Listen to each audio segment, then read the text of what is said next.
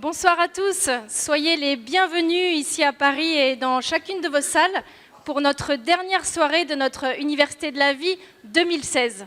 Nous avons fait un petit pointage ce matin, nous sommes bien plus que 6000 participants maintenant, réunis dans 120 villes en France et 112 villes à l'étranger. Voilà, c'est pour nous le signe d'un grand succès. Notre Université de la Vie a aussi eu une deuxième vie sur la toile. Nous avons pu être, lors des 2 dernières soirées, en tête des tendances de Twitter. Et ce soir, de manière assez inédite, nous allons offrir à tous les internautes une partie de notre Université de la Vie accessible à tous sur Internet pour la dernière intervention de Tugdual Derville. Alors, revenons, si vous le voulez bien, sur les questions que nous vous avons envoyées par mail, auxquelles beaucoup d'entre vous ont bien voulu répondre, et qui sont pour nous un exercice d'interactivité très intéressant. Nous vous avons envoyé 2 questions. La première, c'était, à ce stade de l'Université de la Vie, quel est le sujet ou le domaine que vous souhaiteriez approfondir? Nous avons recueilli vos réponses et nous avons fait un nuage de mots que nous allons vous projeter.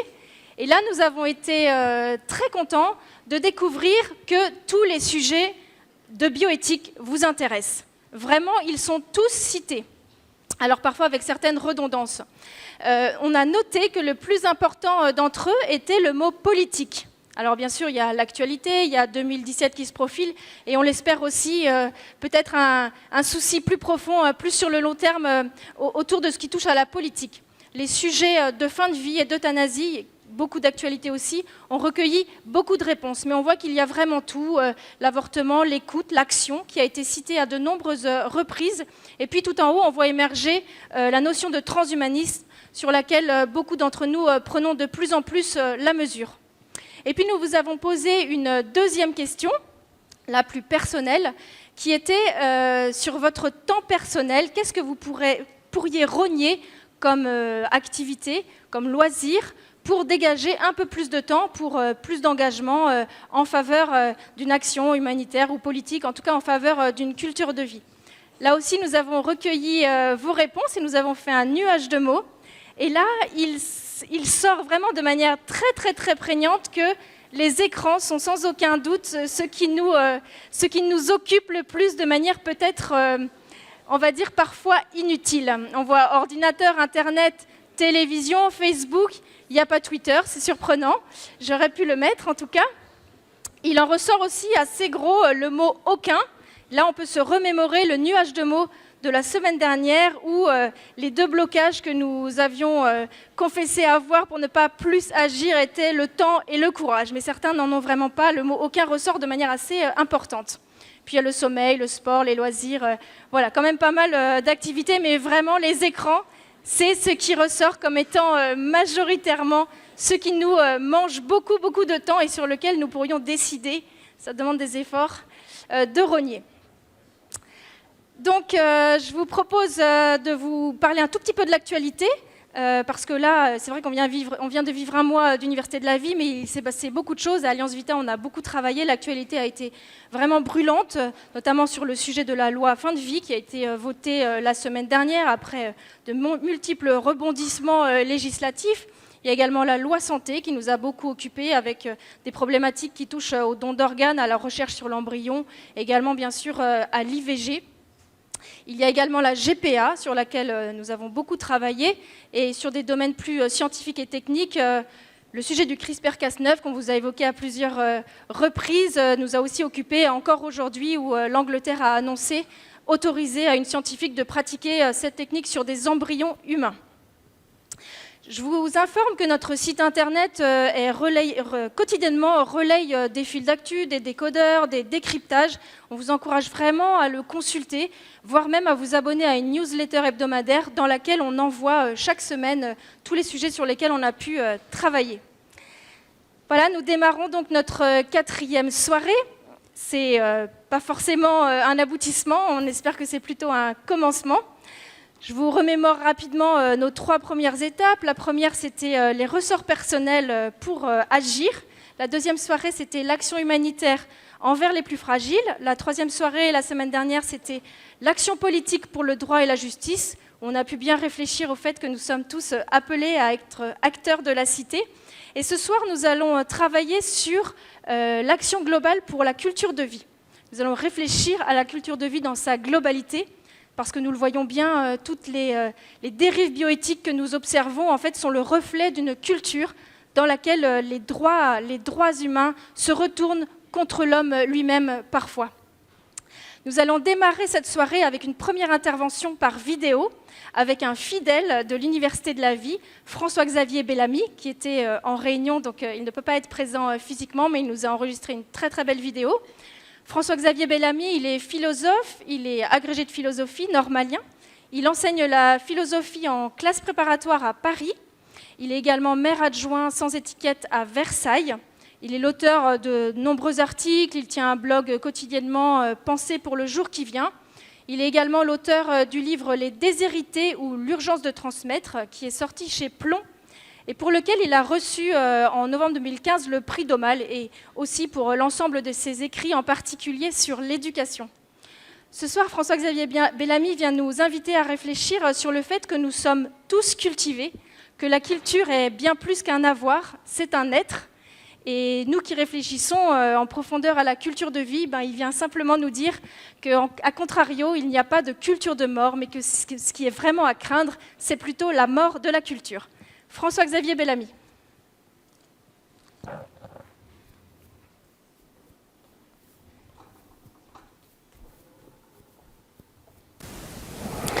Bonsoir à tous. C'est une très grande joie de pouvoir participer une nouvelle fois à cette Université de la Vie.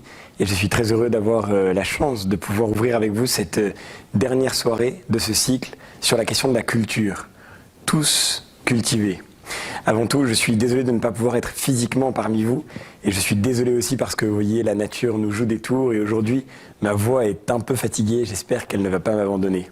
Et pourtant, il faudrait de la voix pour parler de cette belle question de la culture que je voudrais évoquer avec vous. Question magnifique et question décisive aussi. Et comme il est dommage que nous l'ayons si longtemps abandonné, cette question de la culture, aussi bien notre pays, notre société, que parfois ceux qui parmi nous se sont engagés, nous avons à bien des égards oublié à quel point la vie commence par la culture. Nous avons oublié à quel point la vie s'accomplit par la culture, à quel point il n'y a pas de vie humaine qui ne passe par la culture. Nous avons bien sûr continué à aimer la culture, à la pratiquer comme une sorte de divertissement, comme un luxe, quelque chose qui nous plaît et qu'on fait le dimanche en famille. On va visiter un musée, ou bien pour se délasser, on ouvre un bon roman. Nous avons considéré la culture comme quelque chose en plus dans nos vies, comme quelque chose d'un acquis qui vient enrichir l'existence. Et nous l'avons considéré aussi bien souvent comme un outil. La philosophie et la sociologie des dernières décennies, des derniers siècles, a contribué à bien des égards à faire de la culture quelque chose comme un avoir, quelque chose que l'on possède, quelque chose qu'il faut détenir. Il faut avoir de la culture pour s'en sortir dans la vie. Nous parlons bien souvent de la marchandisation du monde. Nous parlons bien souvent de la numérisation du monde, c'est-à-dire du fait que tout dans notre monde semble devenir une marchandise, du fait que tout dans notre monde semble gouverné par l'impératif de la propriété, de l'appropriation. Et la culture n'a pas échappé à ce mouvement. La culture est devenue aussi pour nous un avoir. Il y a exactement 50 ans de cela, 51 ans maintenant, en 1964, deux sociologues, Pierre Bourdieu et Jean-Claude Passeron, publiaient un ouvrage qui s'appelait « Les héritiers ». Et dans ce livre, ils décrivaient la culture que l'on possède, la culture que l'on acquiert, comme une stratégie sociale, comme un capital social. Le capital, c'est ce qu'on possède et qui nous fait devenir puissants. Si vous êtes capitaliste, si vous avez beaucoup de propriétés, si vous êtes très riche, vous êtes aussi très puissant. Vous êtes bien placé dans la compétition sociale. Eh bien, disaient Bourdieu et Passeron, la culture, ce n'est que du capital. La culture, ce n'est qu'une façon de jouer son rang, de jouer sa vie dans la compétition sociale. Ce n'est rien d'autre qu'un avoir, ce n'est rien d'autre qu'un acquis, ce n'est rien d'autre qu'un bagage. On emploie souvent l'expression d'un bagage culturel. Alors, il faut posséder ce bagage culturel et c'est pourquoi on va à l'école. C'est pourquoi on inscrit ses enfants à l'école en faisant très attention à l'école où ils vont aller pour faire en sorte que demain, ils aient le meilleur métier. En faisant en sorte qu'à travers la culture qu'ils recevront, ils puissent demain se distinguer, avoir une position enviable, avoir beaucoup de capital, non plus seulement culturel, mais aussi économique. La culture, c'est du capital, et la culture, ça se monnaie. La culture, ça se marchande. La culture, c'est au fond un certain nombre de titres, comme autant de diplômes que l'on a acquis à l'école, à l'université, dans son cours d'études, dans son parcours scolaire et étudiant. Et tous ces titres que l'on a acquis, du baccalauréat jusqu'au doctorat, tous ces titres, nous pouvons les convertir sur le marché qu'est la société. La société n'est qu'un marché, disent Bourdieu et Passeron. Et sur ce marché, les titres universitaires sont convertibles en liquidité, exactement comme les titres boursiers. Au fond, nous avons relégué la culture au rang de l'avoir, et c'est la raison pour laquelle nous l'avons à bien des égards condamnée. La culture, nous la voyons comme un bagage, c'est-à-dire comme quelque chose d'extérieur à nous-mêmes, quelque chose qui, d'une certaine façon, est emporté par nous dans le voyage de l'existence pour faire face à ces aléas. Et bien sûr, quand vous partez en voyage, vous prenez avec vous un bagage. Mais quand vous partez en voyage, vous faites en sorte que le bagage soit le plus léger possible. Parce qu'un bagage, c'est encombrant. Un bagage, c'est très gênant. Un bagage, ça empêche de vivre. On utilise des bagages non pas pour vivre, mais pour servir à la vie. Et pour vivre vraiment, il faut déposer ses valises. C'est ainsi que la vie commence, c'est ainsi que la vraie vie arrive. La culture, nous l'avons vue comme un carcan un peu pénible, nous l'avons vue comme un parcours de formation, comme une condition de la vie, quelque chose qui précède la vraie vie, quelque chose qu'il faut bien acquérir, mais au fond, nous en étions sûrs, la vraie vie, elle est ailleurs. Eh bien, vous voyez, je crois l'erreur fondamentale se trouve exactement ici. La culture n'est pas un avoir, la culture n'est pas un plus, n'est pas quelque chose qu'on possède. La culture ne se marchande pas, la culture ne se compte pas. La culture n'est pas un capital, elle n'est pas du côté de l'avoir, elle est du côté de l'être. Elle n'est dans nos vies pas un plus, elle est au cœur même de nos vies. La culture, tentons de la définir ici puisque c'est l'objet de notre réflexion de ce soir. La culture, c'est tout ce que les hommes ajoutent à la nature. On pourrait la définir ainsi et d'une façon peut-être rapide, mais au moins opératoire. La culture, c'est tout ce que les hommes ajoutent à la nature. Alors, évidemment, les formes de culture sont variées, elles sont nombreuses, elles sont infinies. Prenez la première des formes de la culture, c'est le langage. Le langage est une production culturelle. D'ailleurs, il y a une pluralité de langues. Les langues sont multiples parce qu'elles sont des constructions humaines. Les langues sont donc des produits culturels. Elles sont même le premier des produits culturels. Pourquoi ? Parce que c'est celui que nous rencontrons en premier. Le petit bébé qui vient à naître, il a des capacités fabuleuses et sa vie est prête à s'accomplir dans des directions inouïes, dans des directions inédites, dans des directions encore totalement inattendues. Ce qu'il fera de sa vie, ce petit bébé qui vient à naître, nous n'en savons encore rien et c'est le miracle de la naissance qu'il fait venir au monde un être totalement nouveau. Mais pour qu'il accomplisse cette nouveauté, pour qu'il accomplisse sa propre vie, pour qu'il s'accomplisse comme vivant, le petit bébé a besoin de rencontrer la culture. Il a besoin de rencontrer, par exemple, la langue. Il a besoin de rencontrer la langue de ses parents, sa propre langue maternelle, cette langue qu'on parle autour de lui et qu'il entend dès même avant de naître. Aujourd'hui, nous savons bien que la culture fait partie de nos vies au point que la rencontre avec la culture s'opère avant même la naissance. Dans le moment où, encore en gestation, nous sommes portés par nos mères, nous entendons déjà leur langue, notre langue maternelle. Nous apprenons déjà, sans le savoir, sans le comprendre, à parler la même langue que nos parents, à entrer avec eux dans une relation d'intelligence qui n'est pas simplement la relation inarticulée de nos sourires, mais qui devient une relation explicite et consciente, la relation de nos mots, de nos paroles, de nos pensées, la relation de nos langages. La langue commence avec la vie, la culture commence avec l'expérience même de la vie, encore implicite, encore inconsciente, avec l'expérience de la vie qui mûrit progressivement au creux de l'expérience même de la gestation. La rencontre entre la mère et l'enfant dans le temps de la gestation est déjà un moment de culture, déjà une expérience culturelle. Nous le savons aussi, les musiques qu'un petit bébé entend dans le ventre de sa mère, il les reconnaîtra plus tard, sans le savoir lui-même et sans s'en souvenir encore. La culture, nous ne mesurons pas totalement à quel point elle fait partie de nos vies, à quel point, en quelque sorte, elle s'incorpore à nos vies. Et c'est par elle que nos vies s'accomplissent. C'est par elle que chacune de nos vies devient unique, parce que de la langue que nos parents nous ont donnée, chacun d'entre nous fait aujourd'hui un usage totalement unique, un usage totalement imprévu. Et si je vous parle aujourd'hui, si j'entre aujourd'hui en relation avec vous, en relation d'intelligence, mais aussi en relation de cœur à cœur, en relation de corps à corps, C'est par la langue qui m'a été donnée par mes parents, par ma famille, par notre société tout entière. C'est par la langue que nous partageons et qui nous fait entrer les uns avec les autres en communion de vivants. La communion des vivants s'accomplit par la culture et non pas seulement la relation, mais aussi la connaissance que chacun d'entre nous peut avoir de lui-même. L'unité même du vivant qu'est l'homme s'accomplit par la culture. Car c'est par la langue que j'ai reçue que je me connais moi-même. C'est par la langue que j'ai reçue que je développe ma propre pensée. Non pas seulement que je la communique, mais que je la conquière et que je la cultive et que je deviens moi-même l'auteur de ma liberté, celui qui pense ses propres projets. Que serais-je sans la culture qui m'a été donnée? Que seriez-vous sans la culture qui vous a été donnée? Seriez-vous le vivant que vous êtes aujourd'hui? Seriez-vous pleinement vivant? Seriez-vous pleinement en vie sans la culture que vous avez reçue? Nous touchons là au grand mystère de l'existence humaine, ce grand mystère de l'expérience humaine qui, à bien des égards, nous distingue de l'animal. Il faudrait du temps pour parler de l'animal et nous n'avons pas ce temps-là, bien sûr. Mais reconnaissons-le ensemble, l'animal n'est pas un être de culture. Le propre de l'animalité, c'est qu'elle est tout entière donnée avec le fait même de la vie. L'animal qui vient à naître est tout entier accompli dans son animalité. La petite abeille qui naît n'a pas besoin de faire une école d'architecture pour apprendre à construire des ruches. Et c'est même tout à fait mystérieux et tout à fait miraculeux que l'animal sait ce qu'il doit faire avant de l'avoir appris. Chez l'homme, il n'en va pas du tout de même. Et le petit bébé qui naît a besoin de beaucoup apprendre pour se connaître lui-même, pour s'accomplir comme le vivant qu'il est, pour accomplir sa propre nature. Il est capable de penser, il est capable de parler, il est capable d'inventer, d'imaginer, de faire des choses extraordinaires. Il est capable d'aimer. Mais pour pouvoir accomplir toutes ces qualités qui sont le propre de sa nature et qui lui appartiennent en propre, il a besoin de la culture. Vous le voyez, la culture est nécessaire à la vie. Elle est nécessaire à la vie.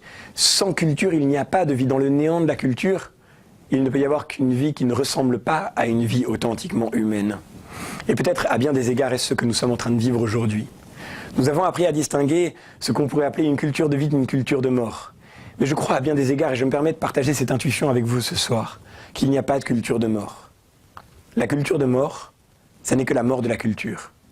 Et c'est là une distinction importante. La culture de mort, c'est la déconstruction de la culture. La culture de mort, c'est la négation de la culture.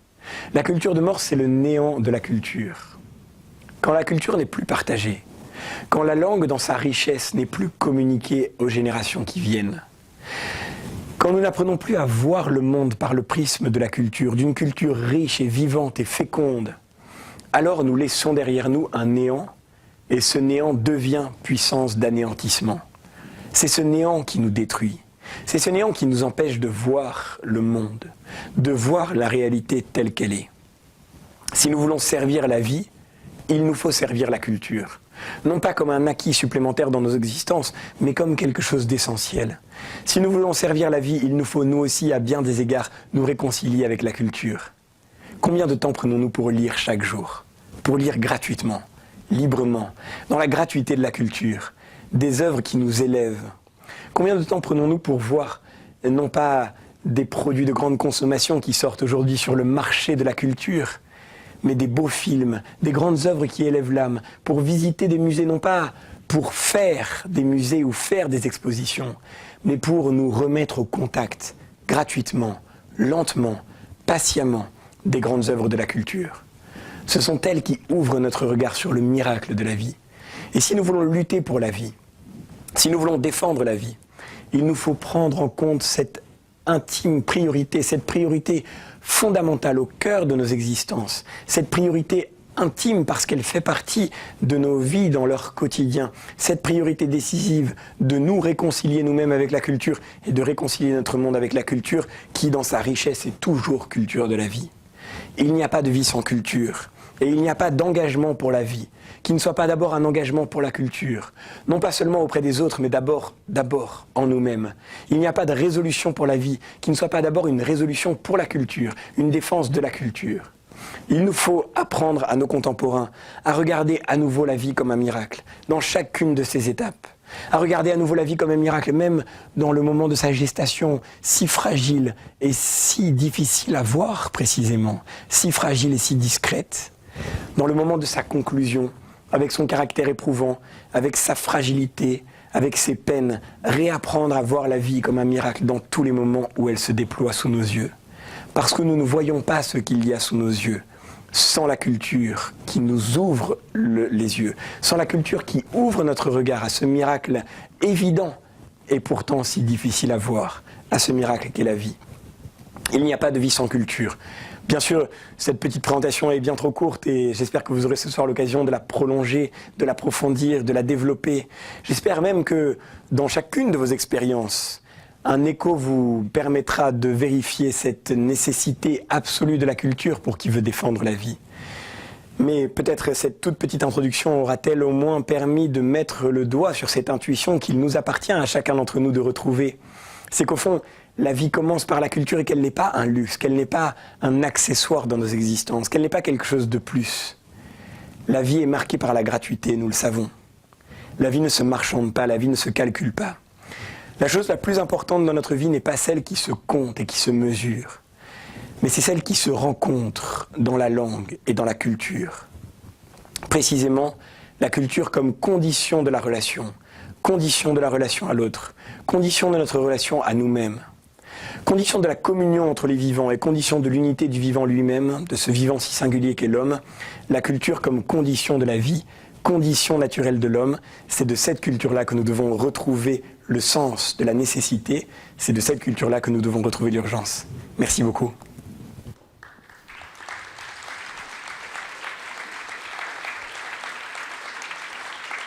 Merci beaucoup. Ces applaudissements pour François-Xavier Bellamy. Remerciez-le par Twitter si vous voulez. Nous allons accueillir maintenant Gregor Pumpink. Gregor est docteur en droit. Il est l'auteur d'une thèse sur les processus de formation de la norme bioéthique. Il est le directeur de l'European Center of Law and Justice. J'ai bien mangé. À Strasbourg. C'est une ONG qui agit auprès de la CEDH, la Cour européenne des droits de l'homme, et auprès de l'ONU également. Gregor produit de nombreux articles d'analyse juridique régulièrement, il est conférencier également, et puis il est l'auteur beaucoup plus récemment d'un livre qui s'appelle « La famille, les droits de l'homme et la vie éternelle », qui sera en vente ici ce soir. Il vient nous parler ce soir des droits de l'homme, comment les droits de l'homme sont nés, comment ils devraient être peut-être fondés sur la nature humaine, et comment ils dérivent petit à petit sur des droits plus orientés vers la volonté de l'individu. Gregor Pumpink.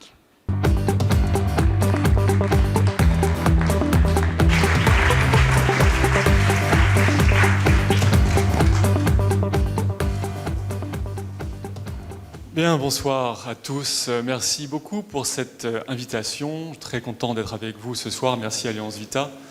Merci aussi pour l'intérêt que vous portez à ces sujets, qui sont des sujets, je pense, importants. Ce que je voudrais ce soir essayer de partager avec vous, c'est une réflexion qui nous aide à comprendre notre époque, qui nous aide à comprendre la transformation de notre culture. Dans ce qui vient d'être dit par M. Bellamy, un mot important, l'accomplissement de soi, l'accomplissement de notre nature. La question des droits de l'homme est centrale, porte à son centre la notion d'accomplissement de soi, l'accomplissement de notre nature. On le voit par la culture, les droits de l'homme sont un instrument de cet accomplissement. Au-delà, ce sera dit plus tard, le transhumanisme est un prolongement de cette visée d'accomplissement de soi, dès lors que l'on ne sait plus quelle est la limite de soi-même. L'accomplissement de soi est au cœur de la philosophie, au cœur de la pensée déjà de saint Thomas d'Aquin. Elle est encore aujourd'hui au cœur de la pensée contemporaine des droits de l'homme, de l'affirmation de soi, de l'individualisme et du transhumanisme. L'accomplissement de soi, c'est l'idéal de perfection.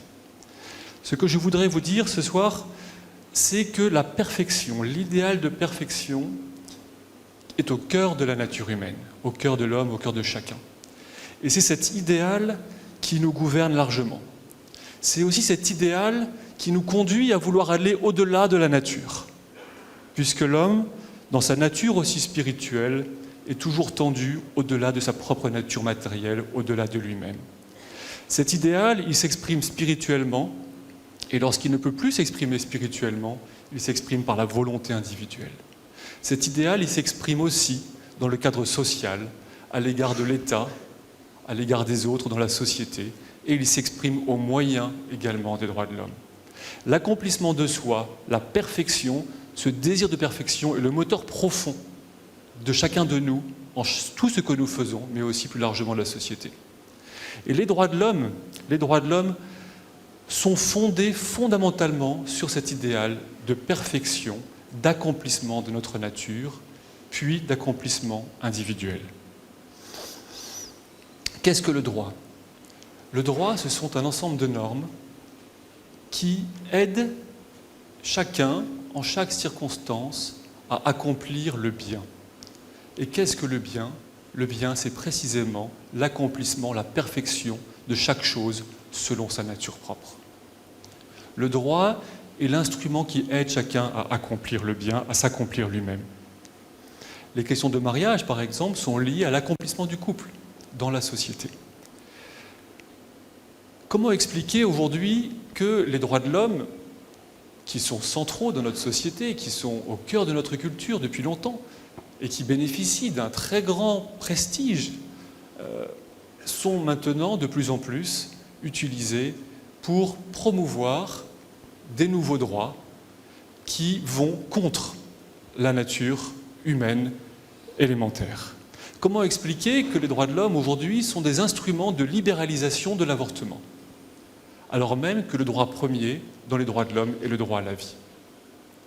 Comment expliquer que les droits de l'homme sont l'instrument par lequel on impose la libéralisation du suicide assisté, alors que les droits de l'homme ont le droit à la vie en leur centre ?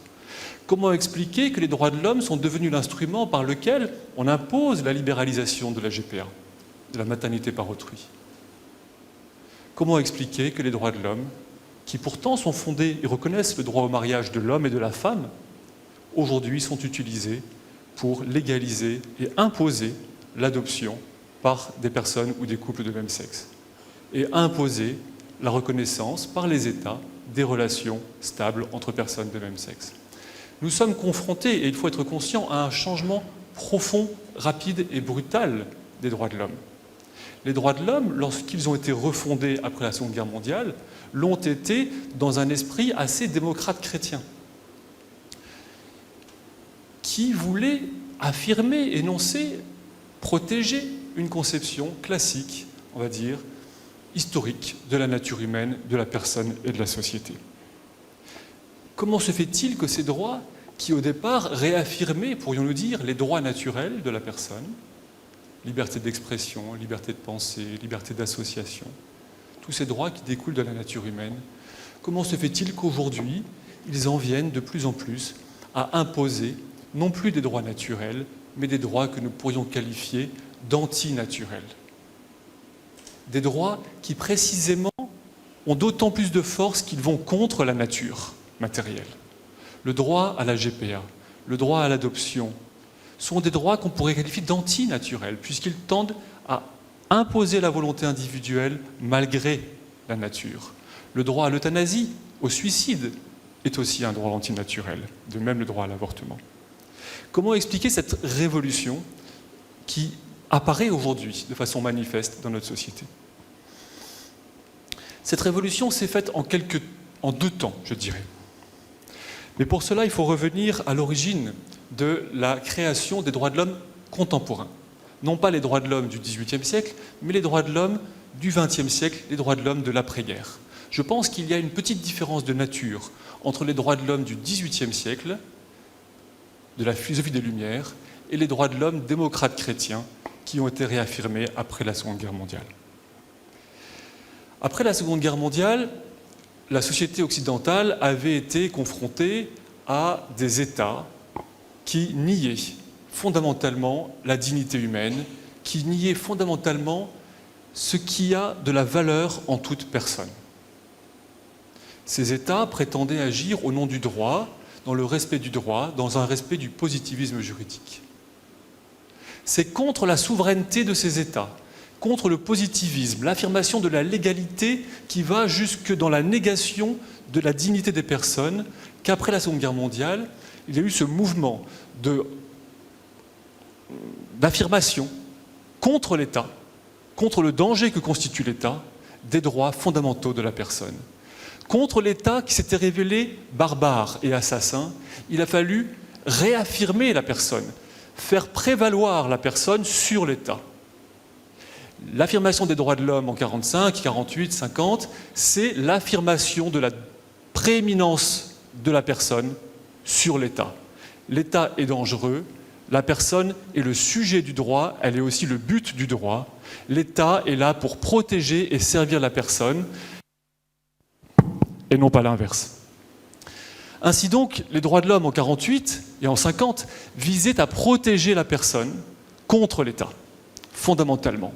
L'État avait l'obligation de respecter la liberté de la personne, de ne pas l'empêcher de s'accomplir. Comment a-t-on défini ces droits? On les a définis par rapport à la nature humaine. Dans l'expression « droit de l'homme », ce qui est difficile, ce qui pose question, ce n'est pas le droit, mais c'est l'homme. Répondre à la question « quels sont les droits de l'homme » revient à répondre à la question « qu'est-ce que l'homme » ? Fondamentalement, au cœur des droits de l'homme réside la question de l'identité de la nature de l'homme. Qu'est-ce que l'homme? Si vous répondez à cette question, vous répondez à la question « que sont les droits de l'homme » ? Après la Seconde Guerre mondiale, on a défini les droits de l'homme en se fondant sur une définition qui se voulait assez objective de l'homme, fondée sur une compréhension de la personne vivant en société. Et lorsque l'on a défini les droits de l'homme, on a principalement défini tous ces caractères qui nous distinguent des animaux, qui font que l'homme est l'homme. Les droits de l'homme d'alors visaient à défendre et à protéger ce qui en chacun de nous fait que nous sommes hommes, ce qui nous distingue des animaux. Liberté d'expression, liberté de pensée, de religion, etc. Et donc ce sont ces caractères spécifiques de l'homme qui méritaient d'être protégés contre l'État. Et ce sont tous ces caractères qui ont bénéficié d'une protection sous la forme d'un droit de l'homme, contre l'État, opposable à l'État. Protéger la personne.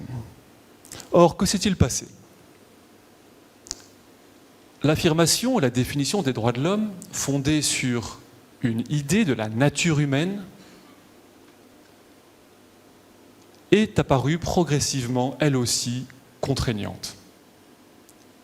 Le droit, fondé sur l'État, était déjà une contrainte imposée à la liberté des personnes, puisque c'est l'État qui définissait les limites de l'agir humain.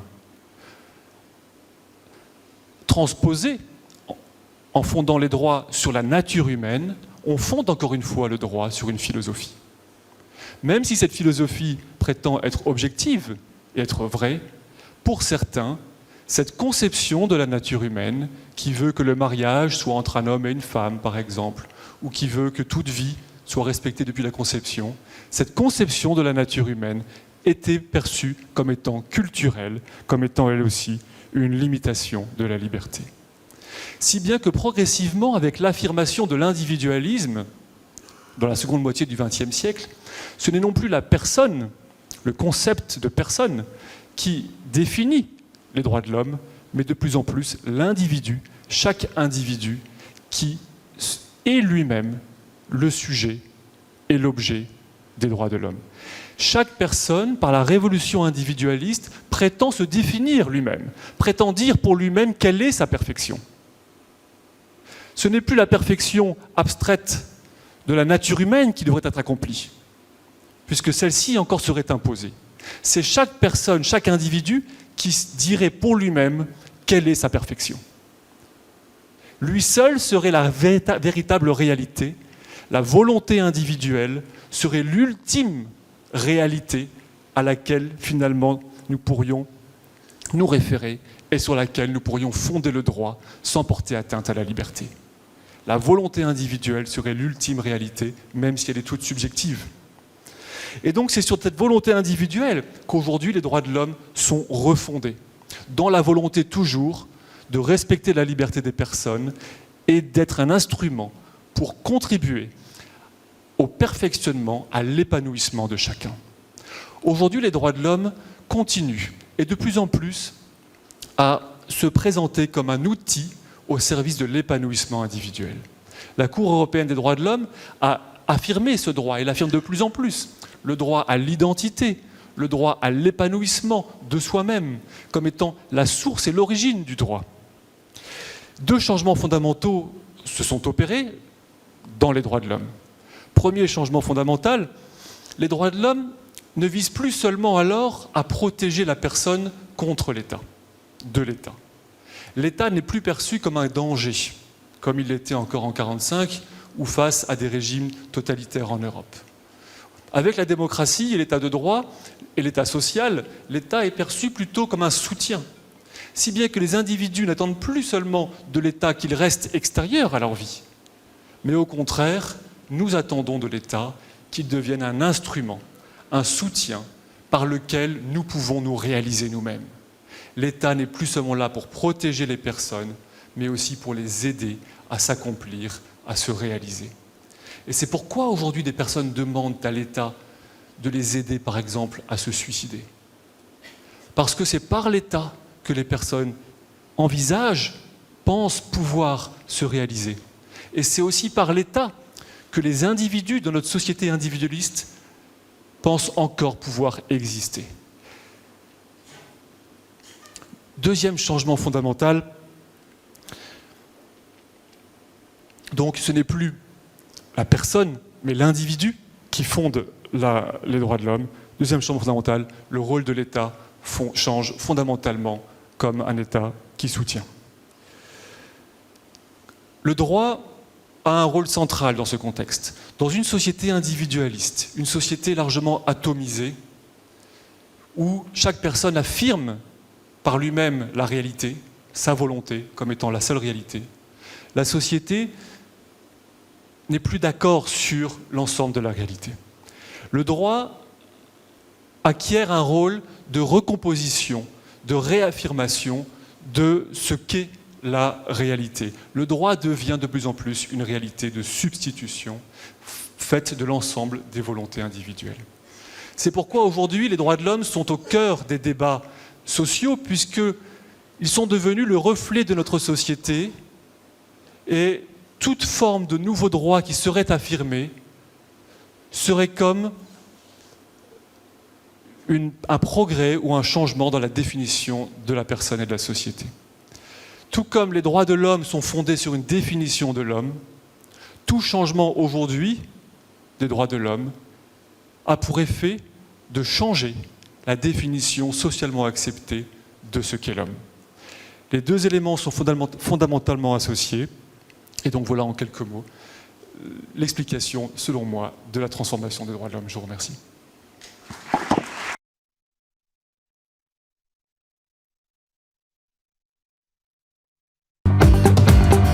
Merci beaucoup. Nous allons maintenant tout de suite accueillir Caroline Roux, la déléguée générale adjointe d'Alliance Vita et la directrice de Vita International, qui nous est revenue de Washington en pleine forme. Elle va nous parler ce soir des progrès et des régressions sur tous les sujets de la vie, quels que soient les domaines de la vie. Caroline Roux.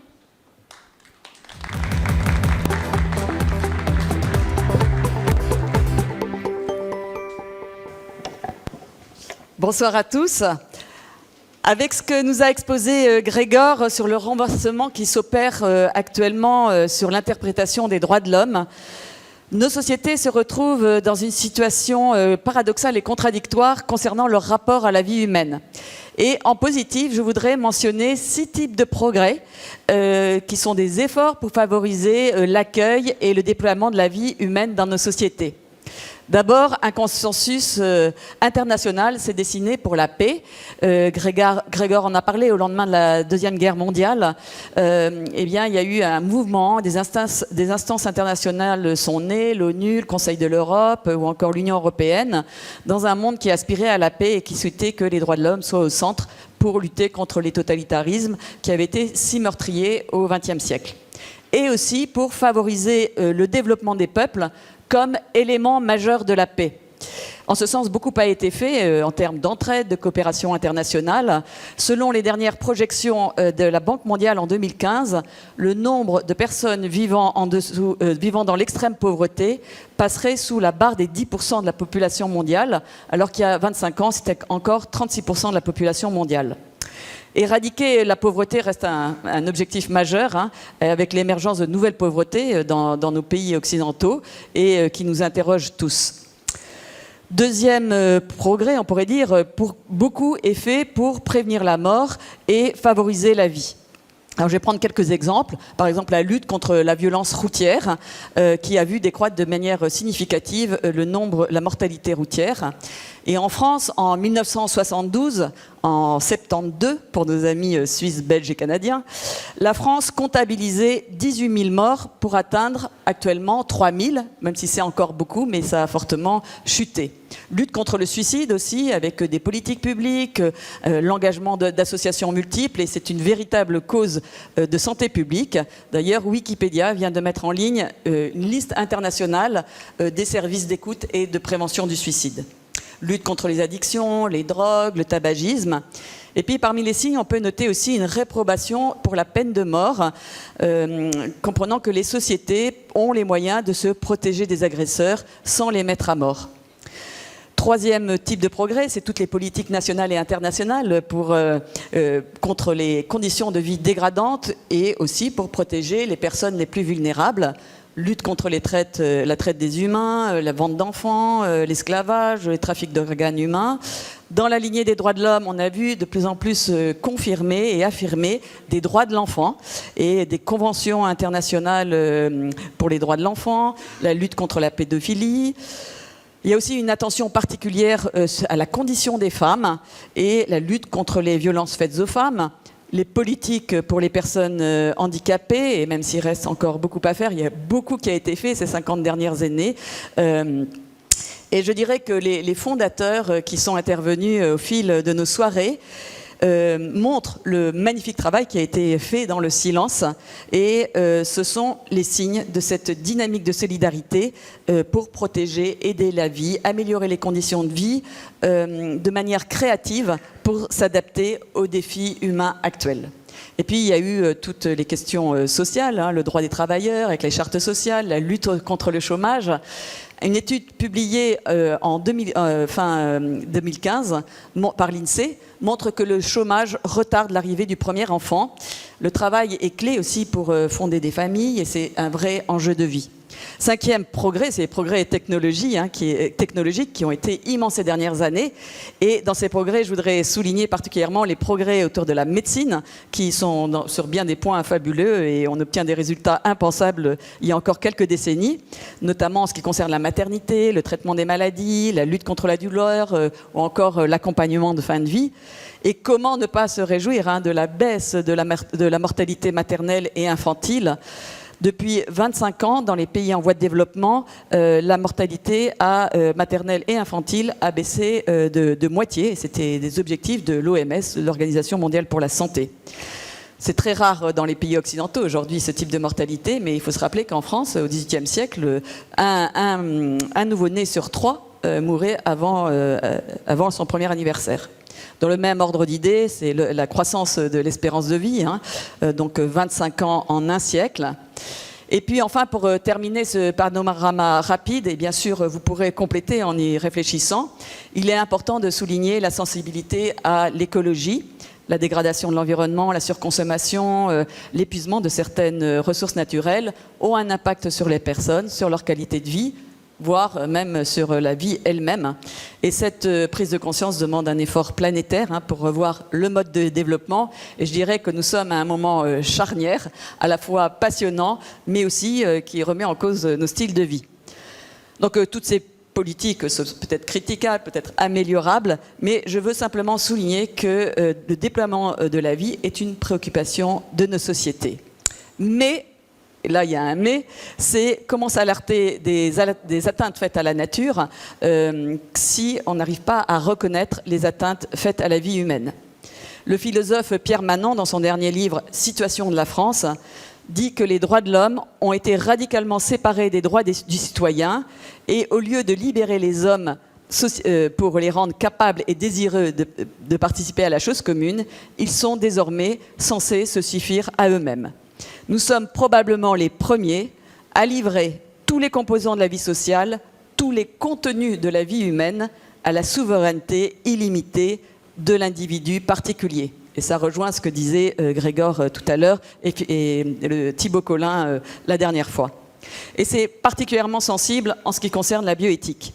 Dans ce que je vais dire maintenant, je ne veux pas juger des situations particulières, mais mettre en lumière des conditionnements, je dirais culturels, qui se sont dessinés depuis une cinquantaine d'années et qui nous interrogent tous sur nos styles de vie, sur notre rapport à la vie et aussi à notre vie en société, et qui constituent des formes de régression. La première, c'est une difficulté qui est devenue culturelle, à accueillir inconditionnellement la vie. On peut s'interroger sur les efforts qui ont été faits considérables pour abaisser la mortalité infantile quand on estime aujourd'hui que 44 millions d'avortements sont effectués dans le monde pour 139 millions de naissances. Ça, c'est pour l'année 2014, c'est les chiffres de l'OMS. On a vu lors de la deuxième soirée sur les souffrances sociales autour de la maternité, exposée par Valérie Boulanger, combien le contrôle médicalisé des naissances était érigé aujourd'hui en dogme et qu'il avait modifié le rapport à la sexualité, à la maternité, à la paternité et à la vie elle-même, avec la légalisation dans beaucoup de pays de l'avortement. Et le fait que l'avortement soit légal et qu'il existe une revendication de droit à l'avortement va rendre plus difficile, voire empêcher, d'une part, de regarder objectivement la réalité, que ce sont des vies humaines qui sont en jeu, et ça fait perdre leur caractère d'atteinte à la vie dans la conscience collective. Et puis, d'autre part, cette revendication rend plus difficile de parler de ce que vivent les femmes, des conséquences qui peuvent affecter certaines profondément et durablement. Et au final, ce que nous constatons, c'est que ce sont les femmes qui révèlent ce qu'est la vie à travers leur souffrance quand la société et la science deviennent sans conscience. Ça fait partie du déni de réalité caractéristique de notre société actuelle, et j'emprunte cette expression à Alain Finkielkraut. Deuxième forme de régression, la tyrannie du désir, qui s'applique particulièrement à la, entre guillemets, la révolution sexuelle. La réalisation du désir sexuel, quel qu'il soit, s'impose comme nécessaire à l'épanouissement humain, de préférence sans risque ni crainte de grossesse. Et la médecine devient otage du désir, en lien avec la redéfinition qu'en a fait l'OMS en 1946. La santé est un état de complet bien-être physique, mental et social, et ne consiste pas seulement en l'absence de maladie et d'infirmité. Donc, je ne sais pas qui est-ce qui est en bonne santé, là, avec cette définition, mais bon. C'est ainsi qu'a été inventée l'expression de santé reproductive, qui inclut la contraception, la stérilisation, l'avortement, et qui est une véritable révolution pour la médecine, qui intervient à présent sur des biens portants au nom de ce nouvel idéal sanitaire. Désir, on a vu aussi d'enfants. L'enfant doit être programmé avec toute l'ambivalence de la réalité du désir. Et le philosophe Marcel Gauchet disait « La société qui met en avant le modèle de l'enfant du désir est la société, la société du refus de l'enfant ». Dans ce qu'on nomme, entre guillemets, la liberté sexuelle, toutes les figures de la sexualité deviennent possibles, jusqu'à en nier la réalité sexuée. Mon sexe ne me définit pas, c'est mon genre que je choisis, homme ou femme. Et c'est toute la question du genre qui envahit nos sociétés occidentales et qui s'impose dans l'éducation et qui trouble profondément le rapport au corps et aussi à la réalité de ce qui nous fait homme ou femme. Troisième type de régression, c'est l'effritement du lien social, et on constate combien ces conditionnements rendent plus difficile l'engagement dans les couples et en quelque sorte conditionnent à la consommation plus qu'à l'accueil inconditionnel de l'autre. Et je dirais que c'est un élément extrêmement important à prendre en compte dans la crise de la famille qui affecte gravement les personnes aujourd'hui, et particulièrement les jeunes générations, et contribue à l'affaiblissement du lien social quand il se fragilise dans le lieu même où il devrait être le plus fort. Indice alarmant aussi, c'est la solitude, et particulièrement celle des personnes âgées. En France, on peut estimer que 67% des plus de 75 ans n'ont plus de liens ou des liens relativement faibles avec leur famille. Et c'est chez les plus de 85 ans qu'on note le plus fort taux de suicide. Quatrième constat de régression, c'est la pensée que certaines vies ne valent pas la peine d'être vécues parce qu'elles sont condamnées à une existence souffrante ou dépourvue d'intelligence. Et un chiffre doit nous alerter, et particulièrement en France, 96% des fœtus dépistés trisomiques sont avortés dans notre pays, et ce qui s'apparente à une forme d'eugénisme. J'ai entendu une gynécologue de renom dans une réunion publique qui disait « Si j'attendais un enfant trisomique, je ne le garderais pas. Certains, au nom de leur croyance, les gardent, c'est leur droit. » Et là, je dis, il y a un double déni de réalité. D'abord, nous sommes tous confrontés aux mêmes difficultés, aux mêmes souffrances. Mais par contre, y répondre en supprimant les êtres fragiles avant leur naissance, plutôt que d'exprimer de la solidarité avec eux, leur famille, de faire des recherches vers le soin, vers l'amélioration de la santé, eh bien là, ce n'est pas du progrès, mais ça constitue une véritable régression scientifique et bien sûr humaine. Autre déni de réalité, c'est que croire que des choix individuels n'affectent pas la société tout entière, d'autant qu'ils sont légaux, et sur le regard posé sur les personnes handicapées. Et nous sommes tous plongés dans une forte tension quand il devient héroïque de poursuivre une grossesse en cas de handicap. Et je ne jette pas la pierre aux personnes, mais je sais combien les souffrances et les pressions peuvent être importantes. Cette volonté de maîtriser la vie, quitte à la supprimer, on la retrouve aussi en cas de grande dépendance, de fin de vie, amplifiée par la culture qui met en avant jeunesse, beauté, argent. Et Martin Stephens, qui est intervenu dans notre première soirée, dans son livre « La vie est bleue », disait « Il faut faire la guerre à toutes ces fausses paix, celles qui nous promettent un monde sans épreuves ». Cinquième régression, c'est la tendance à considérer la technique comme un absolu.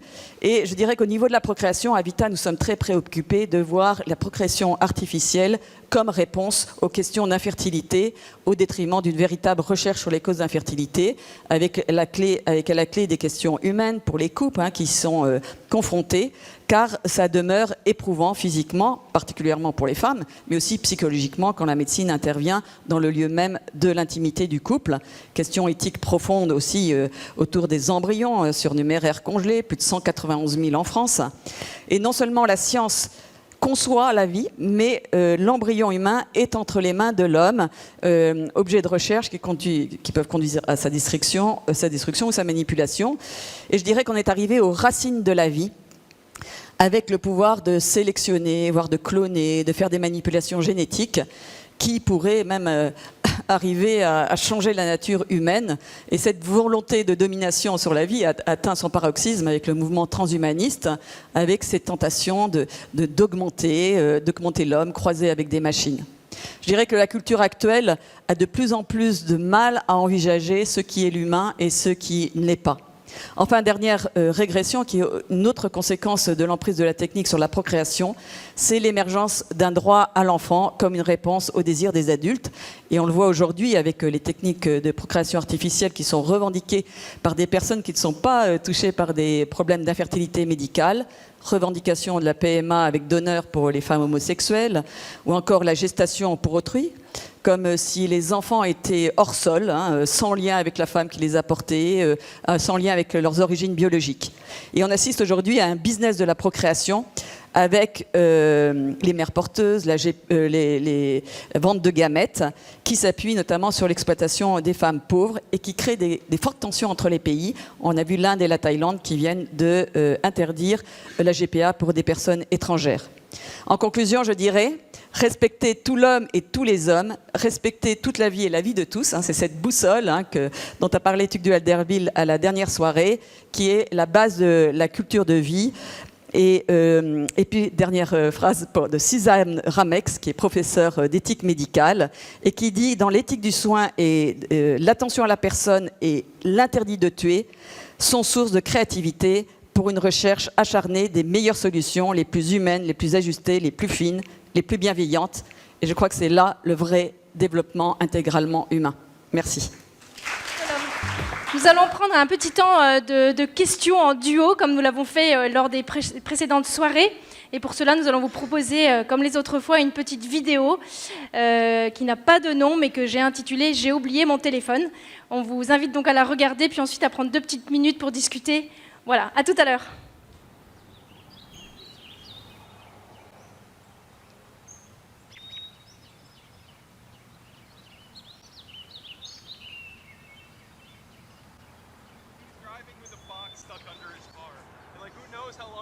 I saw him pull out of the parking lot and turn right, and the box was still stuck under his car. So who knows how long he was driving with that box under his car? I bet he got home, he pulled into his driveway. Out in the sky. I'm not. Wow. You're like, it's not. I don't think it's real. I don't think it's Maybe real. I see the lineup for car. It's getting wasted. The Empire State Building is really close to it, so it's a good.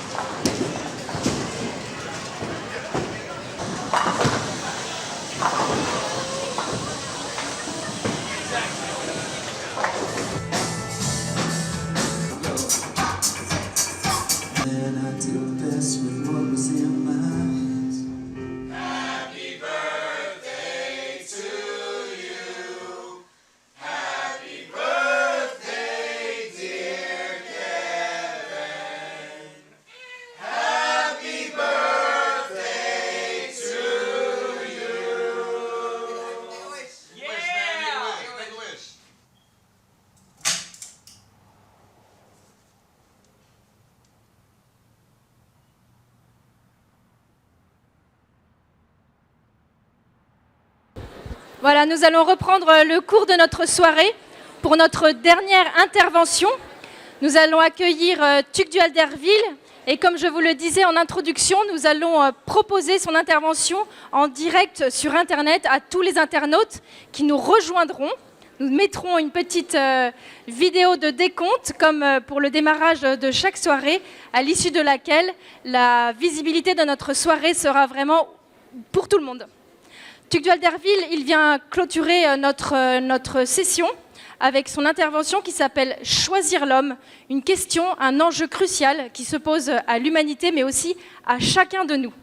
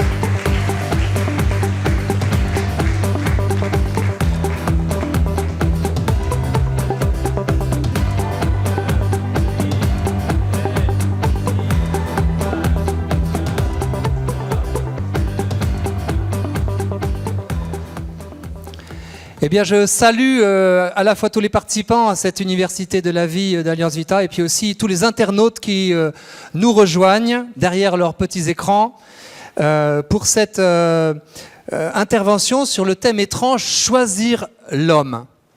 Il se trouve que les magnifiques progrès de l'humanité nous obligent à nous poser cette question devant une situation absolument inédite. Simplement le risque d'autodestruction de l'humanité grâce ou du fait de sa puissance. Alors nous le savons, on l'a évoqué, il y a cette détérioration accélérée des écosystèmes qui fait bien sûr débat, mais qui est évidente, hein, pollution industrielle, menaces nucléaires, épuisement des ressources, détérioration de l'atmosphère. J'arrête là la litanie, mais nous avons bien conscience que l'homme est en mesure, s'il n'ajuste pas ses comportements, de casser la planète. Et puis, il y a ensuite cette dénaturation à venir et peut-être déjà commencé de l'homme lui-même. Sujet peut-être moins consensuel. Les magnifiques progrès en termes de biotechnologie nous conduisent, après la procréation artificielle, après la grande tentation de l'eugénisme, qui est déjà une réalité, à voir que ces mutations exponentielles des techniques vont peut-être changer notre propre nature. Vous le savez, c'est les nanotechnologies qui ont évolué, qui évoluent très vite, la biologie, l'informatique avec les données, également les neurosciences, tout ça converge vers ce que certains imaginent déjà à l'œuvre, la transhumanie, un homme transformé, et peut-être la post-humanie, un homo sapiens basique, dépassé par sa création. Et l'homme, au fond, a déjà, d'une certaine manière, le doigt sur sa propre vie. Il peut peut-être s'abîmer, dans tous les sens du terme. Ça paraît lointain ou utopique pour certains, mais déjà aujourd'hui, nous pouvons nous interroger sur le rapport que nous avons, rapport ambivalent, avec les machines, ces belles machines qu'on utilise chaque jour et auxquelles on doit la vie, bien sûr, souvent. Est-ce que nous sommes englués dans cette technologie ? Est-ce que nous la soumettons ou est-ce qu'elle nous soumet ? Déjà, la financiarisation de l'économie, nous nous en rendons compte, fait de l'homme, ici ou là dans le monde, et peut-être chacun d'entre nous, comme une variable d'ajustement, de décision, asservie par ordinateur, qui le dépasse et qui peuvent ruiner en quelques jours tout un paysage industriel. Et nous nous sentons impuissants par rapport à ça. Déjà, la gestation pour autrui produit, du fait des technologies nouvelles, une maternité éclatée, en attendant peut-être que ces mères porteuses, dont on sent bien qu'elles sont le maillon faible du fait de leurs états d'âme, de ce système, soient remplacées par ce que certains annoncent comme étant l'utérus artificiel, la matrice artificielle. La machine remplacerait les femmes déjà traitées comme des machines. Et puis déjà, on a une nouvelle aujourd'hui, le génome modifiable avec le CRISPR-Cas9. Ce génome modifiable va peut-être dénaturer ce qui fait le patrimoine commun de toute l'humanité si les apprentis sorciers s'en emparent sans garde-fou éthique. Choisir et promouvoir ce qu'il y a de plus favorable à l'épanouissement de l'humanité, d'une humanité intégrale, c'est ce que nous devons réfléchir ensemble. Je le ferai en deux temps. D'abord, prendre la mesure ensemble de ce bras de fer anthropologique magistral qui est en train de se nouer, et puis ensuite opérer des choix personnels qui soient humanisants. Alors ce bras de fer anthropologique, il s'appuie au fond sur la contestation de 3 éléments structurants de l'écosystème humain dont nous avons tous bénéficié et qu'il s'agit de sauvegarder face aux déconstructeurs, à ceux qui, au fond, semblent vouloir casser les murs porteurs de notre humanité. Ces 3 éléments structurants, c'est la maternité corporelle, la famille durable et le sexus, c'est-à-dire l'altérité sexuelle, la complémentarité des sexes. Cette maternité corporelle, c'est cette symbiose extraordinaire et qui demeure mystérieuse entre la mère et l'enfant qu'elle porte et qui va voir le jour. Cette réalité riche dont nous avons tous bénéficié, tous sortis du corps d'une femme, elle est attaquée aujourd'hui par cette gestation pour autrui ou maternité éclatée qui déjà enlève l'unité de la dimension maternelle et puis, je l'ai dit, peut-être demain ou après-demain par l'utérus artificiel. L'enfant jaillit dans une famille et cette famille durable, c'est son besoin tout simplement, son besoin écologique en tant que petit homme né, comme on l'a vu, dans une culture.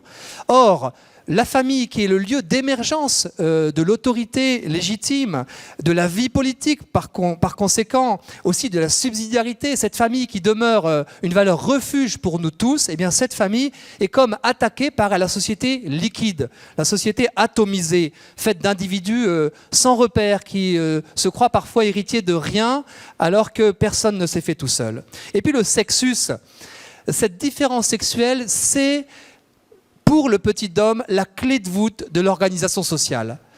Dans la famille durable, la différence, la complémentarité entre les sexes dessine au fond ce qui permet à l'enfant de se structurer. Et ne croyons pas que ce soit quelque chose de perdu pour l'humanité, pour notre pays. En France, par exemple, 80% des Français, lorsqu'on les interroge, considèrent que l'enfant a besoin, pour son meilleur épanouissement, de vivre entre son père et sa mère. Et encore 70% des petits Français vivent entre leurs 2 parents. Par contre, il ne s'agit pas de jeter la pierre, bien sûr. Des situations nombreuses se développent. Il ne s'agit pas de les stigmatiser, mais plutôt de soutenir les personnes, notamment les femmes seules.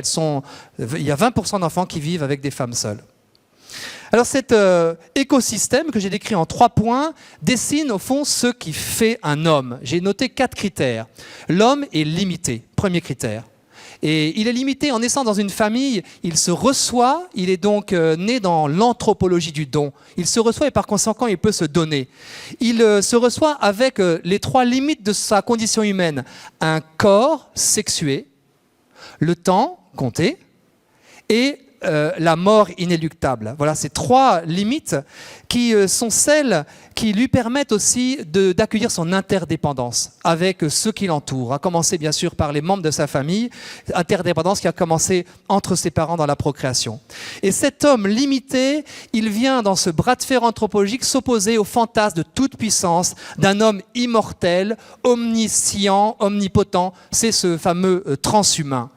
Et il faut bien avoir en conscience que ce transhumain, cet homme tout-puissant, il préconise des ruptures fondamentales d'égalité entre les hommes, entre les pauvres et les riches, entre ceux qui pourront utiliser ces techniques et ceux qui ne le pourront pas. Deuxième critère, l'homme est incarné. Il est incarné dans la chair. Il est incarné dans la chair, il n'est pas une machine. Il n'est pas incarné dans la machine. Et je voudrais utiliser ce mot de singularité pour définir l'homme. Nous sommes chacun singuliers. Chacun d'entre nous est une facette unique et irremplaçable de la famille humaine, ne serait-ce que sur le plan biologique avec notre génome personnel. Il y a là un pied de nez au fond avec le point de la singularité que préconisent ceux qui imaginent que l'homme dans 20, 30 ou 40 ans aura créé une machine qui lui sera supérieure. Nous sommes les promoteurs d'une singularité personnelle lorsqu'ils imaginent une singularité qui nous fait échapper à notre pleine humanité. Cette singularité, elle s'appuie notamment profondément sur un concept que les personnes connaissent assez rarement, qui est celui de l'incommunicabilité de l'être humain. Je ne peux pas communiquer ma volonté à quiconque, à personne. Je ne peux pas la communiquer. Je ne peux pas forcer quelqu'un à désirer ce que je souhaite qu'il désire. Et ça, c'est le mystère profond de l'être humain qui lui permet, au fond, par sa créativité, par son invention, d'être absolument indépassable. Alors bien sûr, il y a un homme qui a été battu, un professionnel du jeu de Go, qui a été battu il y a quelques jours par une magnifique machine. Voilà, vive cette machine qui n'est pourtant pas vivante. Mais troisième critère, l'homme, à la différence de la machine, est libre. L'homme dispose d'un libre arbitre qui lui est personnel, dans le sanctuaire inviolable de sa conscience. Tous les cerveaux interconnectés du monde ne pourront pas remplacer cette liberté individuelle. Et il faut faire extrêmement attention, effectivement, à défendre notre intégrité contre l'idée de cerveau interconnecté qui très vite deviendrait totalitaire avec l'utilisation de technologies visant à dominer. Quatrième critère, l'homme est dépassé. Par dépassé, je veux dire qu'il a conscience qu'une valeur suprême, transcendante, l'attire. Ça, c'est pour répondre au bras de fer que cet homme attiré par la transcendance a vis-à-vis de l'utilitarisme matérialiste. L'homme doit être mis à sa juste place parce qu'il a des ressorts spirituels très profonds qui lui signifient que cette amputation de sa dimension spirituelle lui ferait perdre une bonne part de sa nature, si ce n'est l'essentiel. Au fond, on peut synthétiser cette pensée en disant que l'homme doit souffrir son humble grandeur. S'il se prend pour son créateur, alors il traitera les autres hommes en objets. Tout l'enjeu de ce bras de fer anthropologique que j'ai dessiné, c'est de nous libérer ensemble face à ce nouveau mythe prométhéen qui prétend changer notre propre nature. Alors quel choix opérer maintenant personnellement pour essayer de poursuivre notre humanisation? Je vous en proposerai 4. Le premier, et ça rejoint tout ce qu'on a travaillé ensemble, c'est de nourrir notre fort intérieur. C'est-à-dire d'habiter ce fort intérieur avec notre conscience, ce sanctuaire inviolable, de le conquérir et de le conserver en nous-mêmes. Pour éviter les aliénations, on trouvera une éthique solide dans ce fort intérieur. J'ai été frappé par une phrase de Filippo Zodi Borgo qui avait été hospitalisé pendant plusieurs mois, longtemps après son accident et après avoir déjà tellement témoigné de sa vitalité, et qui écrit dans son tout dernier livre que cette hospitalisation lui a fait découvrir quelque chose, je le cite, « Je n'avais pas suffisamment fait silence dans ma vie pour y trouver une pertinence, pour pouvoir y trouver une pertinence. » Il n'avait pas encore fait suffisamment silence dans sa vie. Il a fallu ces mois d'hospitalisation pour qu'il dise cela. Quel silence, effectivement, habité pouvons-nous avoir dans cette conscience? Deuxième choix personnel, consentir à l'autolimitation. On en est tous persuadés, c'est un défi éducatif. Romano Guardiani nous dit que l'homme moderne n'a pas reçu l'éducation nécessaire pour faire un bon usage de son pouvoir. C'est un défi écologique, avec le consumérisme dans lequel on est souvent enfermé, avec le gaspillage qui nous effraie, qui nous choque, même quand on en est l'auteur, avec les blessures faites à l'environnement, avec l'épuisement des matières premières, nous sentons bien effectivement qu'un nouveau mode de vie doit nous conduire à l'autolimitation. C'est un défi technologique, car nous sommes menacés, ni plus ni moins, par le totalitarisme technologique. La technique n'est pas neutre, nous disait Jacques Ellul, il y a des noms, N-O-N, à poser pour l'amour de l'humanité. Il y a des noms qui humanisent. Et des scientifiques qui ont demandé récemment un moratoire sur le CRISPR-Cas9, dont on vous a souvent parlé, eh bien, font preuve de dignité lorsqu'ils demandent cette limitation, ce moratoire. L'autolimitation est d'autant plus nécessaire qu'on est puissant. J'ai aimé une petite formule du rabbin Citruc, le rabbin Korska, le grand rabbin de France actuel, qui disait à propos du Shabbat, eh bien, au moins, il y a un jour par semaine où nous n'allons que là où nos pas nous portent, où nous ne parlons qu'aux gens qui peuvent nous entendre à portée de voix, et nous sommes par conséquent ce jour-là au moins affranchis de ces magnifiques technologies qui nous libèrent mais nous aliènent également. Alors il s'agit de se fermer des portes mais aussi de s'en ouvrir d'autres, c'est la créativité humaine. Si on ferme la porte de l'euthanasie en appuyant sur l'interdit de tuer, on ouvre la porte aux soins palliatifs, à toute la créativité de l'accompagnement, et l'humanité y gagne. Troisième choix personnel, humaniser notre regard sur l'homme. Et cela passe, je crois, par deux choses principales. D'abord, adopter une culture de la vraie rencontre. c'est-à-dire de la rencontre face à face. Même si on se voit par écran interposé, on sent bien que la véritable rencontre, c'est celle d'un corps avec un autre corps, face à face, les yeux dans les yeux, la voix dans la voix. C'est de cette manière que l'humanité passe pleinement et entièrement, sans obstacle, sans bouclier mental.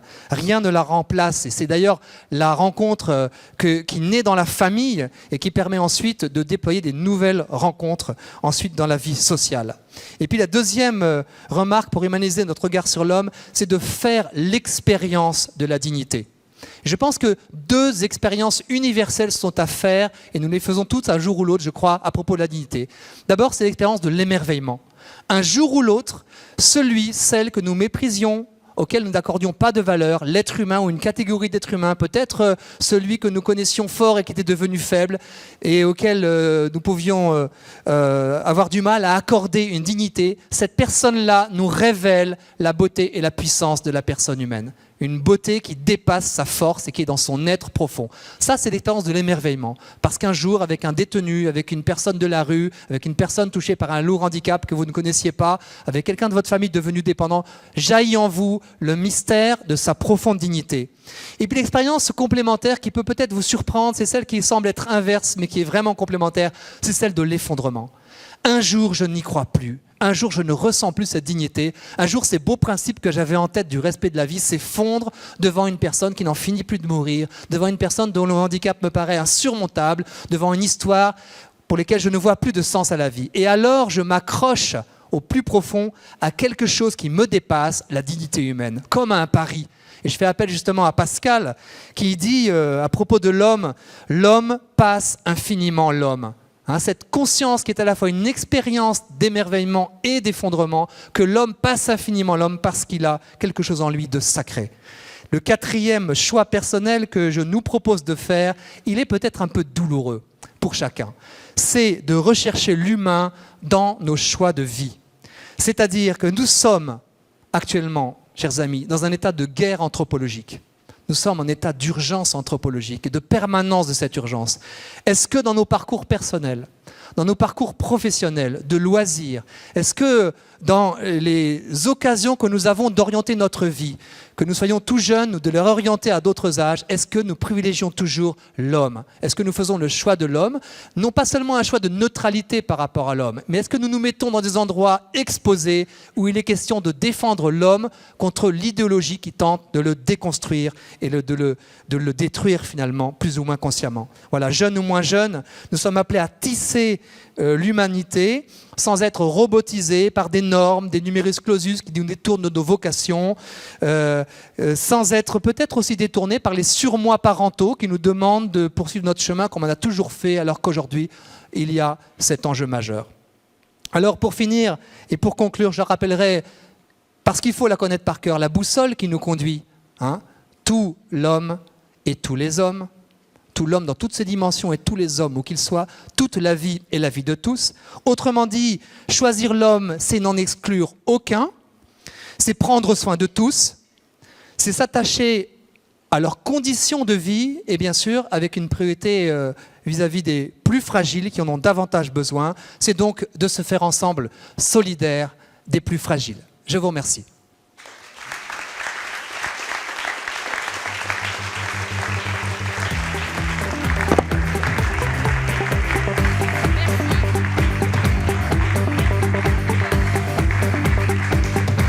Merci beaucoup, Tugdual. Voilà, nous avons pu, avec ce live, démultiplier l'audience, les connexions se multipliaient. Là-bas, je ne sais pas à combien on est arrivé, mais ça a vraiment bien marché, on est assez contents. Voilà, il est venu le temps de vous dire au revoir, de vous remercier déjà, vous, tous les participants, dans toutes les villes, tous les 6000 participants. Je vous engage vraiment à garder votre carnet du participant, à le reprendre de temps en temps pour vous remémorer ce qui a pu vous intéresser et puis pourquoi pas vous engager dans beaucoup d'autres choses.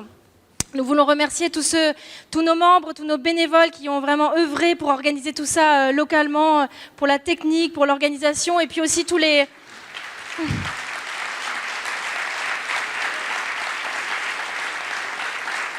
Et puis on tient vraiment à remercier vraiment particulièrement nos invités ici à Paris et la presque centaine d'invités que vous avez eus localement pour témoigner, pour partager leur expertise, pour contribuer à l'enrichissement de cette université de la vie qui a vraiment rayonné dans énormément de villes en France. Alors, nous avons disposé sur vos chaises des documents et notamment des bons de soutien. Voilà, il faut savoir qu'il y a l'Université de la vie, mais il y a tout notre travail. On travaille tous les jours sur ces sujets-là et que Alliance Vita ne vit que de dons. Et donc, sans votre aide précieuse, nous ne ferions pas grand-chose. Nous allons mettre en ligne un questionnaire d'appréciation. On serait vraiment reconnaissant si vous preniez le temps d'aller mettre vos commentaires et vos appréciations. C'est très important pour nous pour progresser d'année en année et nous ajuster à votre demande, bien sûr. Et puis, nous vous informons que vous allez recevoir par mail un code secret pour avoir accès aux soirées que vous venez de vivre en replay. Vous pourrez revisionner les vidéos qui vous ont intéressé. Vous aurez accès absolument à tout sur le site de l'Université de la vie avec ces codes que vous recevrez. Dans vos villes, peut-être, nos membres Vita vont vous proposer la suite, une soirée complémentaire. Donc, nous allons vous laisser en local vivre des choses avec les gens qui sont autour de vous. Nos membres Vita vont vous proposer des choses. Nous aussi, ici à Paris, nous allons accueillir Gabriel qui va vous expliquer ce qu'on peut vous proposer pour la suite. Voilà, un grand merci à tous. Nous espérons avoir comblé beaucoup de vos attentes et en tout cas, ce n'est que le début. Merci beaucoup.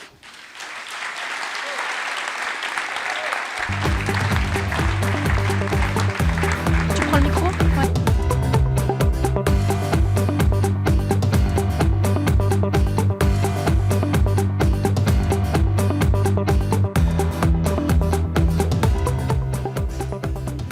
Alors effectivement, pour ceux qui en auraient le désir, vous avez la possibilité d'assister à une 5e soirée organisée par nos équipes Vita dans les différents arrondissements de Paris. Cette soirée, elle a 2 objectifs. D'abord, proposer un décryptage de l'actualité législative sur la base de documents nouveaux. Et puis un deuxième objectif, c'est chercher ensemble comment mieux parler des sujets délicats de la vie. Voilà, alors n'hésitez pas, des volontaires Vita, reconnaissables grâce à leur t-shirt, se tiennent à votre disposition à l'issue de cette soirée. N'hésitez pas à les solliciter.